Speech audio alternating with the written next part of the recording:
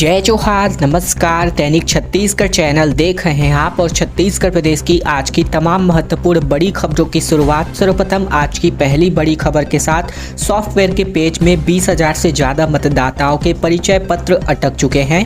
4 माह बाद भी इनको वोटर आईडी कार्ड नहीं मिल पाया है। दरअसल नए सॉफ्टवेयर और नई व्यवस्था के चलते लोगों को मतदाता परिचय पत्र समय पर नहीं मिल पा रहा है। हालात ऐसे हैं कि 4 माह पहले से आवेदन करने वालों को अब तक मतदाता परिचय पत्र नहीं मिल पाया है।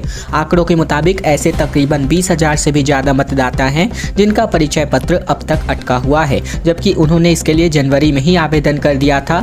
इस संबंध में जिला निर्वाचन कार्यालय में रोज शिकायतें मिल रही हैं। चौंकाने वाली बात यह है कि जिला प्रशासन के कुछ अधिकारियों ने अपने एड्रेस चेंज करने के लिए आवेदन किया था, उसके भी वोटर आईडी कार्ड अब तक नहीं आए हैं। इसके पीछे अफसरों का तर्क है कि केंद्रीय निर्वाचन आयोग के सर्वर की वजह से देश भर के मतदाताओं का आधार लिंक कराकर सर्वर से जोड़ा जा रहा है। वहीं वोटर आईडी बनाने का काम दिल्ली से संचालित किया जा रहा है। वोटर आईडी नहीं मिलने की वजह से शिकायत के मामले में निर्वाचन के अधिकारी भी अब अपने हाथ खड़े कर रहे हैं। एक बड़ी खबर, जहां संविदा कर्मचारी 15 मई से नियमितीकरण रथ यात्रा का आयोजन करने वाले हैं। रायपुर में संविदा कर्मचारी 15 मई से नियमितीकरण रथ यात्रा निकालने वाले हैं। बलौदा बाजार से इसकी यात्रा निकलेगी।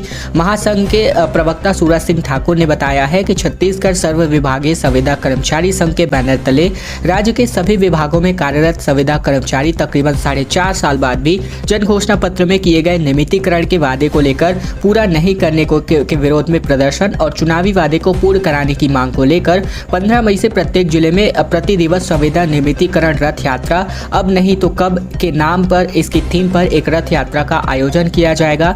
और सरकार के पास अब बहुत कम समय शेष है। ऐसे में इन कर्मचारियों और रथ यात्रा को लेकर सरकार का नया रुख क्या होगा, ये देखा जाना शेष है। एक तरफ सरकार जहां अपने घोषणा पत्र के अधिकतम वादे पूरे करने की बात कर रही है, तो वहीं संविदा कर्मचारी सरकार पर वादा खिलाफी का आरोप लगा रहे हैं।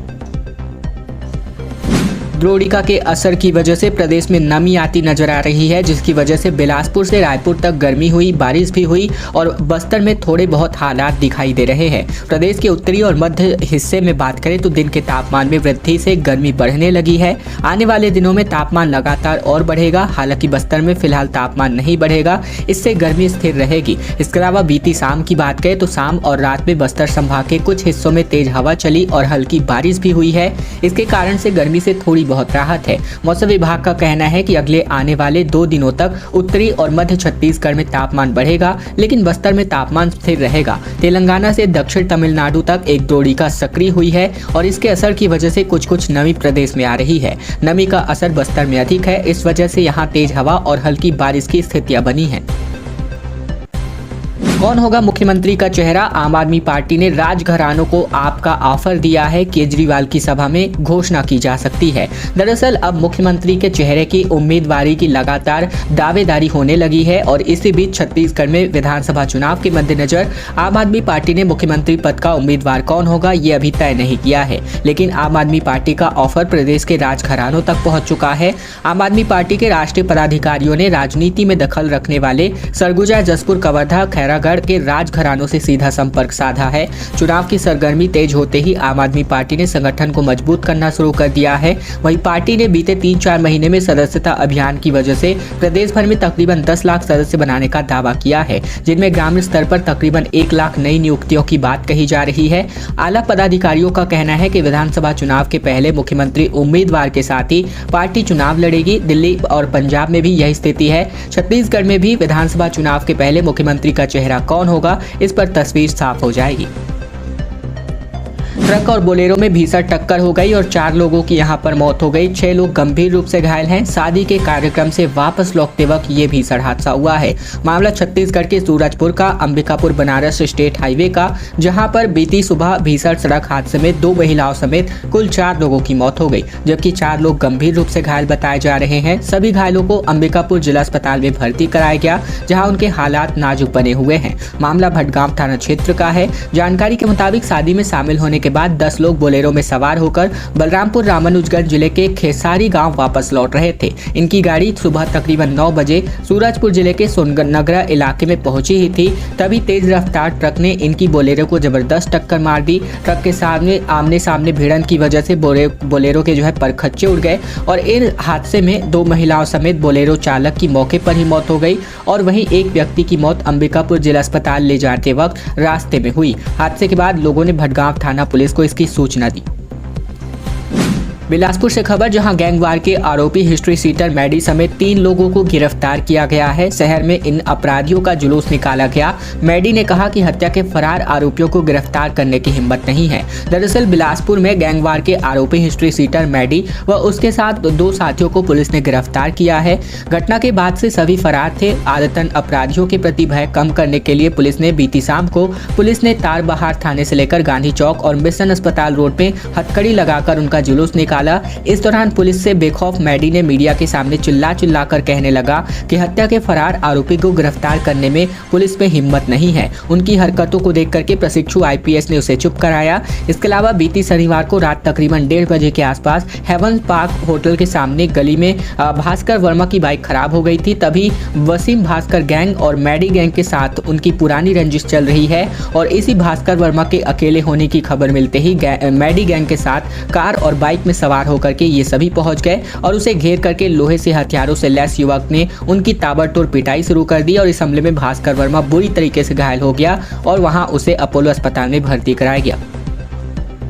छत्तीसगढ़ बोर्ड का परीक्षा परिणाम जारी हो चुका है। रायगढ़ की विधि 12वीं और जसपुर के राहुल 10वीं में टॉपर बन गए हैं। भूपेश बघेल ने कहा कि हेलीकॉप्टर तैयार है, सभी को बधाई। छत्तीसगढ़ बोर्ड के 10वीं और 12वीं के नतीजे बीते दिन जारी किए गए। माध्यमिक शिक्षा मंडल के सभागृह में स्कूल शिक्षा मंत्री डॉक्टर प्रेमसाय सिंह टेकाम ने रिजल्ट जारी किया। रायगढ़ की विधि भोंसले ने 12वीं टॉपर रही, वहीं जांजगीर के विवेक अग्रवाल दूसरे स्थान पर रहे। साथ ही 10वीं में जसपुर के राहुल यादव ने पहला स्थान हासिल किया। मुख्यमंत्री भूपेश बघेल ने सभी टॉपरों को बधाई देते हुए कहा कि हेलीकॉप्टर तैयार है। प्रदेश में 10वीं का परीक्षा परिणाम 75% रहा, जबकि 12वीं का परीक्षा परिणाम 79.96% रहा। मुख्यमंत्री भूपेश बघेल आज से बिलासपुर जिले के प्रवास पर रहेंगे। मस्तूरी बेलतरा व बिलासपुर विधानसभा क्षेत्र में भेंट मुलाकात कार्यक्रम आयोजित होने वाला है। भूपेश बघेल 11 से 13 मई तक बिलासपुर जिले के 3 विधानसभा क्षेत्रों में भेंट मुलाकात कार्यक्रम आयोजित कर रहे हैं। मुख्यमंत्री निवास से इस संबंध में उनके प्रवास व कार्यक्रम की मिनट टू मिनट जानकारी प्रदान कर दी गई है। भूपेश बघेल 11 मई को बिलासपुर जिले के मस्तूरी विधानसभा क्षेत्र में भेंट मुलाकात कार्यक्रम को आयोजित करेंगे और इसके अलावा सीएम हाउस से जारी कार्यक्रम के तहत सीएम भूपेश बघेल 10:30 बजे रायपुर से प्रस्थान करेंगे। 11:30 बजे ग्राम बेलटुकरी स्थित हेलीपैड में उनका हेलीकॉप्टर उतरने वाला है। वहीं आगामी 3 दिनों तक के लिए बिलासपुर में प्रवास मुख्यमंत्री का रहने वाला है।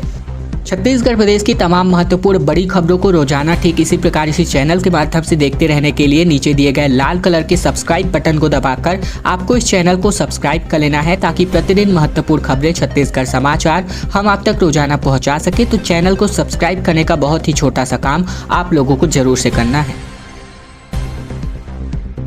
भाजपा आईटी सेल की प्रदेश कार्यकारिणी का ऐलान हुआ है, जिसमें आदित्य कुरेल सह संयोजक तो वहीं संदीप उपारकर को कार्यालय का प्रभार सौंपा गया है।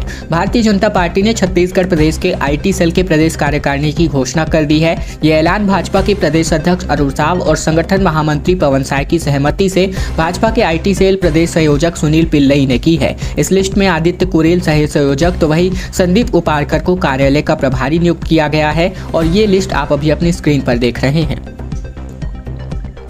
छत्तीसगढ़ में कांग्रेस की बड़ी बैठक हुई, जहां पर प्रदेश प्रभारी कुमारी शैलजा मंत्रियों और महापौरों को बैठक में लेने वाली है। इसके अलावा चुनावी रणनीतियों पर भी अहम चर्चा होने वाली है। छत्तीसगढ़ में विधानसभा चुनाव करीब है, ऐसे में छत्तीसगढ़ की प्रदेश प्रभारी कुमारी शैलजा बड़ी बैठक लेने वाली है और एक छोटी बैठक भी हो गई है। ऐसे में राजधानी रायपुर पहुंचते ही सबसे पहले प्रदेश के मंत्रियों की बैठक होगी, जिनमें तमाम कैबिनेट मंत्रियों के साथ प्रदेश के मुख्यमंत्री भूपेश बघेल भी बैठक में मौजूद होंगे।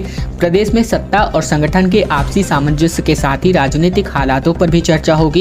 इसी के अलावा विधानसभा चुनावों को लेकर के पार्टी की रणनीति पर भी मंथन किया जाएगा। सूत्रों की माने तो कांग्रेस ने प्रदेश की सभी विधानसभा सीटों के लिए सर्वे रिपोर्ट तैयार कर ली है और इस रिपोर्ट के आधार पर अब 90 विधानसभा सीटों में विधायकों की परफॉर्मेंस के अलावा प्रभारी मंत्रियों के कामों की भी समीक्षा की जाएगी। अपंजीकृत नर्सिंग होम्स की अब जांच होने वाली है, जिसमें कलेक्टर ने सीएमएचओ को फटकार लगाई है और जांच करके रिपोर्ट सौंपने की बात कही है। दुर्ग से खबर, जहां पर दुर्ग जिले में अमानक तरीके से नर्सिंग होम और अस्पताल चलाने वालों की खैर नहीं, क्योंकि दुर्ग कलेक्टर ने ऐसे सभी नर्सिंग होम की जाँच कर उनके खिलाफ सख्ती से कार्यवाही करने का निर्देश जारी किया। कलेक्टर ने इस काम में ढिलाई बरतने पर सीएमएचओ दुर्ग डॉक्टर जेपी मेश्राम को फटकार लगाई है। उनसे जिले के सभी पंजीकृत और अपंजीकृत नर्सिंग होम की लिस्ट मांगी है। साथ ही कलेक्टर पुष्पेंद्र कुमार मीणा ने बीते दिन जिले के सभी अधिकारियों की बैठक ली, जिसमें बैठक में राजस्व, नगरीय निकाय, स्वास्थ्य और पंचायत एवं ग्रामीण विकास विभाग सहित अन्य विभागों के अधिकारी मौजूद रहे। बैठक में कलेक्टर ने सभी अधिकारियों को दो टूक कहा है कि मुख्यमंत्री की घोषणाओं को अमल में लाने के लिए गंभीरता से काम करना है। शराब घोटाले पर भाजयुमो ने प्रदर्शन किया। छत्तीसगढ़ की कांग्रेस सरकार का पुतला फूका और शराब घोटाले को लेकर के विरोध जताया गया।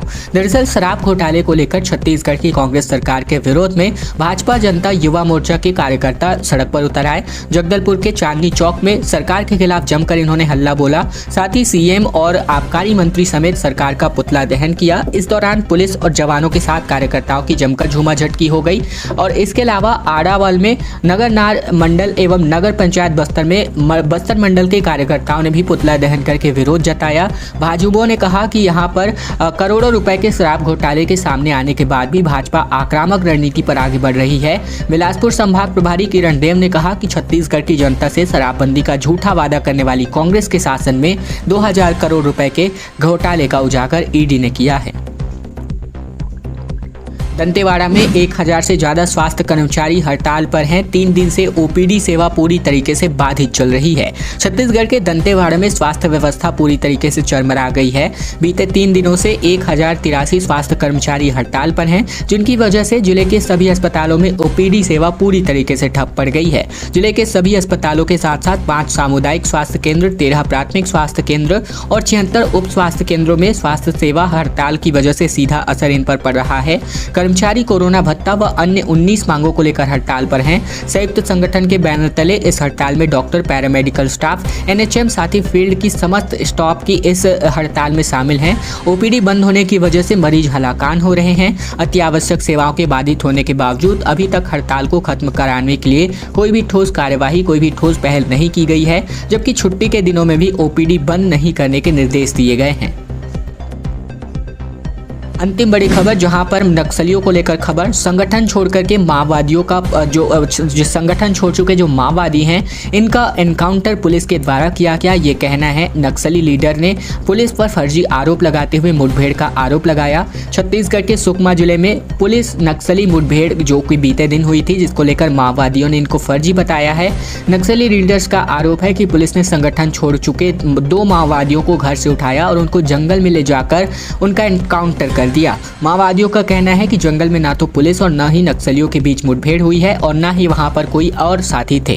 पुलिस ने मुठभेड़ की मनगढ़ंत कहानी बनाई है। दरअसल नक्सलियों के दक्षिण बस्तर डिवीजन कमेटी के सचिव ने गंगा ने जो है प्रेस नोट जारी किया है और गंगा ने कहा है कि तकरीबन 1 महीने पहले मरकम एर्रा और पोडियम भी में संगठन छोड़ चुके थे। दोनों दत्तेशपुरम गाँव में रहकर जीवन यापन कर रहे थे, लेकिन अचानक पुलिस गाँव पहुंची, दोनों को घर से उठाया और जंगल ले जाकर इनको शूट कर दिया। गंगा ने प्रेस नोट के माध्यम से कहा कि एर्रा एलओएस कमांडर था और पोडियम एलओएस की सदस्य थी। खैर दोस्तों, आज की खबरों का सिलसिला बस यही तक का था। अगर आपको यह वीडियो पसंद आए तो वीडियो को लाइक करना मत भूलेगा। साथ ही चैनल पर नए हैं तो चैनल को भी जरूर से सब्सक्राइब कर लीजिएगा, ताकि प्रतिदिन की महत्वपूर्ण खबरें, छत्तीसगढ़ समाचार हम आप तक रोजाना पहुंचा सके। तो ये छोटा सा काम आप लोगों को जरूर से करना है।